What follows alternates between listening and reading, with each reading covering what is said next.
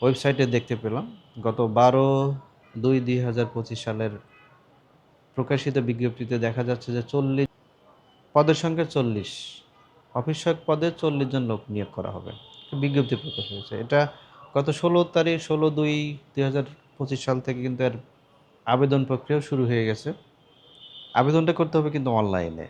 আপনারা টেলিটকের সেই ওয়েবসাইটের অ্যাড্রেসতে যাবেন, যেমন http://hsd.teletalk.com.bd তে এখানে গেলে আপনি কিন্তু আবেদন ফর্ম পাবেন একটা। এই আবেদন ফর্ম যথাযথভাবে পূরণ করবেন, পূরণ করে সাবমিট করবেন এবং প্রয়োজনীয় যে এই কি বলে যে ফি আছে সেই ফিটা জমা দিবেন। অফিস সহায়কের সম্ভবত অফিস সহায়ক পদের জন্য 50 টাকা, 50 টাকা এবং সার্ভিস চার্জ আরও 6 টাকা এবং 56 টাকা জমা দিলে 72 ঘন্টার মধ্যে কিন্তু জমা দিতে হবে।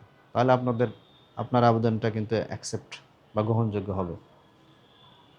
আপনি এই বিশাল নিয়োগ বিজ্ঞপ্তিটাকে একবার ট্রাই করে দেখতে পারেন। আপনি পরীক্ষা দিতে পারেন। যারা আর শিক্ষাগত যোগ্যতা হচ্ছে মাধ্যমিক, মাধ্যমিক স্কুল সার্টিফিকেট, আমরা যাকে বলি এসএসসি, মাধ্যমিক স্কুল সার্টিফিকেট বা সমমানের পরীক্ষায় উত্তীর্ণ।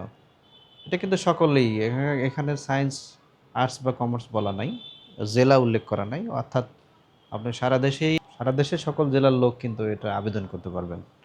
এটা বিশাল একটা নিয়োগ বিজ্ঞপ্তি।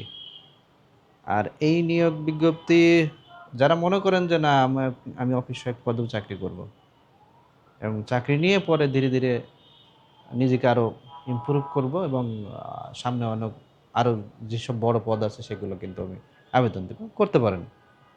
এটা আপনার ইচ্ছা। এখানে অনেকেই দেখুন অফিস সহায়ক পদেই অনেক ডিগ্রি মাস্টার্স কমপ্লিট করা ছেলেপেলে কিন্তু পরীক্ষা দেয়। শুধু পরীক্ষা দেয় না, পরীক্ষা চাকরি করছে, এটা কিন্তু উদাহরণ হিসেবে আছে।